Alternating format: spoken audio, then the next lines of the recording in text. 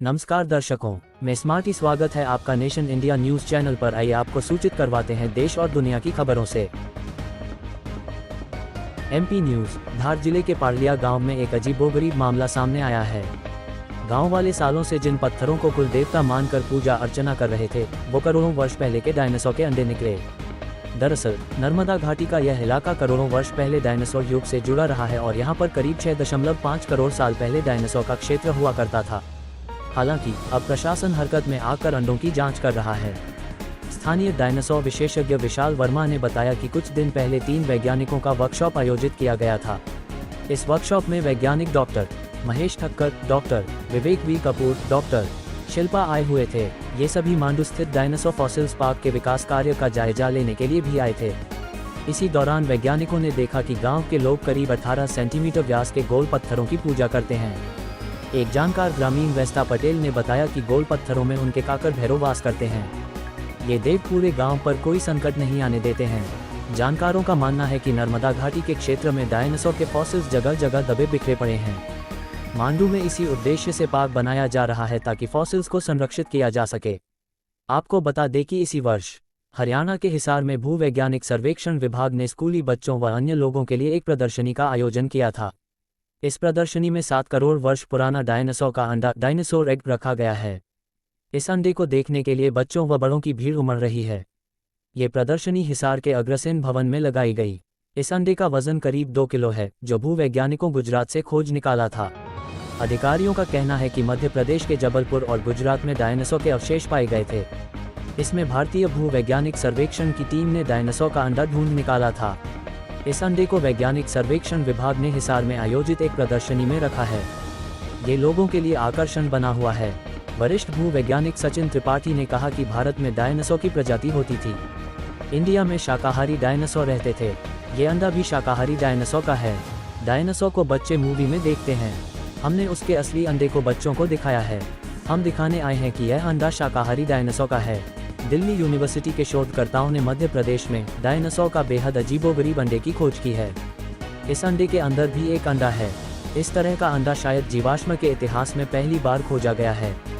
मध्य भारत का अपर Cretaceous लेमेटा formation लंबे समय से डायनासोर के जीवाश्मों, कंकाल और अंडे के अवशेष की खोज के लिए जाना जाता है। शोधकर्ताओं को बाग शहर के पास एक गाँव में बड़ी संख्या में टाइटानोसॉरिड सॉरोपॉड के नेस्ट का पता चला। एक नेस्ट में से शोधकर्ताओं को 10 अंडे मिले, जिसमें से एक असामान्य अंडा था। इस अंडे में 2 गोलाकार शेल थे। दोनों शेल के बीच में अंत था, जो ओवम इनोवो एक अंडे के अंदर दूसरा अंडा की तरह था। इससे पहले कभी भी इस तरह का डायनासोर का अंडा नहीं पाया गया था। शोधकर्ताओं का कहना है कि पहले यह माना जाता था कि डायनासोर में प्रजनन कछुओं और बाकी रेप्टाइल्स की तरह होता है। शोध के मुख्य लेखक और डीयू के रिसर्चर डॉक्टर हर्ष धीमान का कहना है कि टाइटानोसॉरिड नेस्ट से ओवम इनोवो अंडे की खोज से ये पता लगता है कि हो सकता है कि सॉरोपॉड डायनासोर में मगरमच्छ या पक्षियों की तरह ही ओविडिक मॉर्फोलॉजी थी। साथ ही उन्होंने पक्षियों की अंडे देने की खासियत को अपना लिया था। शराबबंदी वाले बिहार में शराब तस्करी रोकने के लिए पुलिस हर रोज छापेमारी अभियान चला रही है। सख्ती से वाहनों की जाँच की जा रही है, लेकिन तस्कर हैं कि मानते नहीं।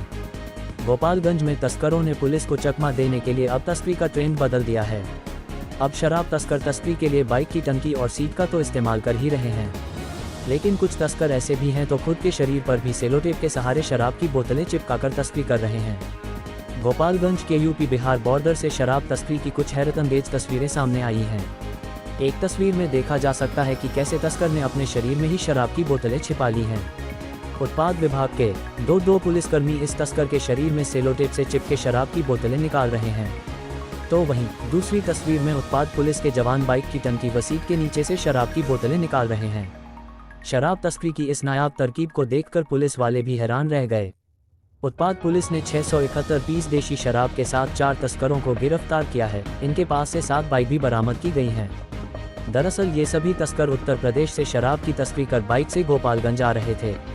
बाइक की सीट कवर के नीचे भी शराब छिपाकर लाई जा रही थी। उत्पाद पुलिस ने बथरी चेकपोस्ट के पास से पहले 2 तस्करों को गिरफ्तार किया, जिनके पास से 575 बोतल अंग्रेजी शराब मिली। इसके बाद 2 और तस्करों को गिरफ्तार किया गया, जिनके पास से शराब की 96 बोतलें बरामद की गईं। पुलिस की माने तो सबसे ज़्यादा चुनौती बाइक वाले बन रहे हैं। तस्कर बाइक की तेल टंकी व सीट के नीचे तहखाना बनाकर शराब की तस्करी कर रहे हैं। तस्करों के इस तरकीब से पुलिस को काफ़ी परेशानी झेलनी पड़ रही है। गोपालगंज के उत्पाद अधीक्षक राकेश कुमार ने बताया कि उन्हें सूचना मिली थी कि बथरी के कट रोड से बाइक से शराब की तस्करी हो रही है। तस्करों को पकड़ने के लिए पुलिस की एक टीम को गठित कर भेजा गया था। टीम ने 7 बाइक के साथ 4 तस्करों को गिरफ्तार किया है। बाइक की टंकी और सीट के नीचे तहखाना बनाकर तस्करी की जा रही थी। एक तस्कर ने तो पूरे शरीर में सेलो टेप की मदद से शराब चिपका रखी थी। चीन में एक बुजुर्ग शख्स ने अपनी 5 साल की पोती को मोबाइल फ़ोन देखने से रोकने के लिए जो किया वह थोड़ा अजीब ही है। कई लोगों को इस पर हंसी आ रही है, लेकिन कई लोग बुरी तरह भड़क भी गए हैं। कई लोग कह रहे हैं कि ये बच्ची है, कोई कुत्ता नहीं है जो तुमने इसका ये हाल किया है। दरअसल चीन के शांसी प्रांत के इस बुजुर्ग ने कार के एक सफ़र के दौरान अपनी पोती को लगातार मोबाइल पर गेम खेलते देखा तो उन्हें उसे रोकने का एक आइडिया सूझा। कार में एक नया डॉग कोन था और उन्होंने उसे ही बच्ची के गले में लपेट दिया, जिससे वह नीचे मोबाइल को देख ही नहीं पा रही थी। बता दें कि डॉग कोन कुत्तों को उनके घाव चाटने से रोकने के लिए उनके गले में लपेटा जाता है। उत्तर प्रदेश के महाराजगंज में लोगों ने एक प्रेमी जोड़े को खंभे से बांधकर बुरी तरह पीटा। इसी के साथ घटना का वीडियो भी बनाया जो वायरल हो गया है। पुलिस का कहना है कि महिला के 5 बच्चे हैं। उसके पति का 10 साल पहले निधन हो गया था। पति की मौत के बाद महिला एक युवक के साथ चली गई थी और उसी के साथ रहने लगी थी। जब महिला और उसका प्रेमी लौटकर गांव आया तो लोगों ने दोनों को पकड़ लिया और बांधकर पीटा। जानकारी के अनुसार महाराजगंज की फरेंदा पुलिस ने वायरल वीडियो का संज्ञान लेकर गांव के ही कुछ लोगों के खिलाफ केस दर्ज किया है। पुलिस ने एक व्यक्ति को गिरफ्तार कर लिया है। पुलिस अधीक्षक सोमेंद्र मीना ने बताया कि फरेंदा थाना क्षेत्र का वीडियो वायरल हुआ, जिसमें महिला को खंभे से बांधकर पिटाई की जा रही थी। बिहार के मधुबनी जिले के सदर अस्पताल में लोगों की आंखें उस वक्त फटी की फटी रह गईं, जब वहां डॉक्टरों के बजाय बीमार मरीजों का इलाज झाड़ फूक से होते मिला। ये खबर जंगल में लगी आग की तरह फैली, जिसकी तस्वीरें सोशल मीडिया पर देखते देखते वायरल होने लगी, क्योंकि एक सरकारी अस्पताल में अंधविश्वास का नज़ारा लोगों को देखने को मिल रहा था। खबरों के मुताबिक इस अस्पताल परिसर में काफ़ी समय से बीमार मरीजों का इलाज झाड़ फूक से किया जाता है। हैरानी इसलिए भी क्योंकि अस्पताल के एक्स-रे रूम के सामने एक बीमार महिला की झाड़ फूक चलती रही, लेकिन उसे रोकने अस्पताल का कोई स्टाफ या सिक्योरिटी गार्ड आगे नहीं आया। जब कुछ पत्रकार मौके पर पहुंचे तो एक बुजुर्ग और एक अन्य महिला का भूत भगाने के लिए झाड़ फूक कर रहे थे। इस दौरान झाड़ फूक करने वाला कथित तांत्रिक महिला के बाल पकड़कर खींचते हुए ये कहता नजर आया कि इसके अंदर की आत्मा जल्द बाहर निकलो।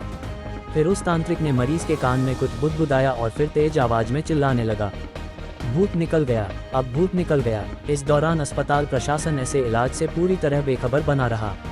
अस्पताल में बढ़ती भीड़ को देखते हुए झाड़ फूक करने वाले ओझा तांत्रिक फरार हो गया। उधर मीडिया के जरिए खबर मिलने पर सीएस डॉक्टर नरेश कुमार बिमसारिया ने अपने स्टाफ को भविष्य में तांत्रिक को अस्पताल परिसर में प्रवेश से रोकने का निर्देश दिया है। इसके साथ ही उन्होंने अस्पताल में तैनात सुरक्षा कर्मियों को भी कड़ी हिदायत दी है। बहरहाल अस्पताल परिसर में झाड़ फूंक से हो रहे इलाज से अंधविश्वास को बढ़ावा मिल रहा है। वहीं अस्पताल प्रशासन पर भी घोर लापरवाही का आरोप लग रहा है। बृहन्मुंबई नगर निगम बीएमसी द्वारा वायु प्रदूषण शमन के लिए दिशा निर्देश निर्धारित करने के 1 महीने से अधिक समय बाद अंधेरी पूर्व में लगभग 40 फुट ऊंचे मिट्टी और रेत के मलबे के पहाड़ ने बेशर्मी की हद को ध्यान में ला दिया है। निर्माण कंपनियां उनका उल्लंघन कर सकती हैं। मुंबई के अंधेरी ईस्ट में एक निर्माण कंपनी पर खुले क्षेत्र में मिट्टी और रेत का मलबा डंप करके वायु प्रदूषण दिशा निर्देशों का उल्लंघन करने का आरोप लगाया गया है। एक गैर सरकारी संगठन वॉचडॉग फाउंडेशन ने बृहन्मुंबई नगर निगम और महाराष्ट्र प्रदूषण नियंत्रण बोर्ड से इसकी शिकायत की है। निर्माण कंपनी कथित तौर पर एक परियोजना के लिए क्षेत्र में खुदाई कर रही है और निकली रेत को पास में ही डंप कर रही है। बीएमसी ने 25 अक्टूबर को वायु प्रदूषण शमन पर दिशा निर्देश जारी किए और उल्लंघन करने वालों पर कार्रवाई कर रही है। वीडियो के अंत तक बने रहने के लिए धन्यवाद। आशा करता हूं कि आपको ये जानकारी अच्छी लगी रहेगी। एक निवेदन है कि हमारे YouTube channel nation India news को सब्सक्राइब करना ना भूलें तथा लाइक, शेयर और कमेंट करें। धन्यवाद।